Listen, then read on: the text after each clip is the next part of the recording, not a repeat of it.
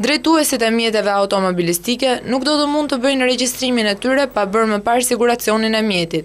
Kjo ka qenë pjesë e marrëveshjes së nënshkruar ditën e mërkurë mes Ministrisë së Transportit, asaj të punëve të brendshme dhe Byrosë së Sigurimeve. Partneriteti mes operatorëve privat dhe qeverisë ka për qëllim bashkëveprimin mes të trejave në mënyrë sa më efikase për të ulur numrin e aksidenteve në rrugë, duke rritur efektivitetin e zbatimit të kodit rrugor. Edhe pse që prej vendosjes së qeverisë së re në rrugë janë vendosur rreth 270.000 gjoba, Ministri Tahiri shprehet se i rëndësishëm është ndërgjegjësimi i shoqërisë. Këto shifra na konfirmojnë pse është e pamjaftueshme dhe pse janë të pamjaftueshme masat represive.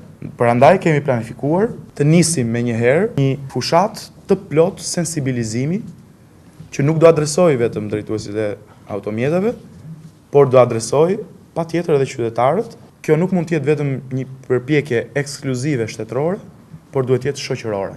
Të tre institucionet do të funksionojnë në mënyrë të pavarur, por të koordinuara me njëra tjetrën, ndërsa është planifikuar që 1% nga të ardhurat e kompanive të sigurimeve do të shërbejë për investime të reja në infrastrukturën dhe sigurinë rrugore. Edhe Ministri Haxhi Nasto ka shprehur vlerësimin mbi këtë bashkëpunim.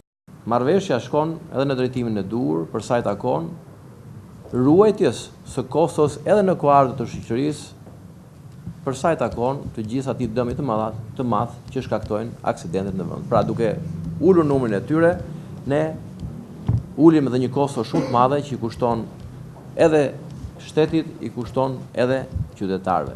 Sipas Tahirit, që prej ardhjes në pushtet të qeverisë së re, numri i aksidenteve rrugore është ulur me 20%, që do të thotë në krahasim me shifrat e viteve të kaluara, janë aksidentuar 24 persona më pak në muaj, ndërsa po punohet për përfundimin e rrugëve me standarde dhe mirëmbajtjen e tyre, duke vendosur prioritet në të ashtu quajturat pikat e zeza.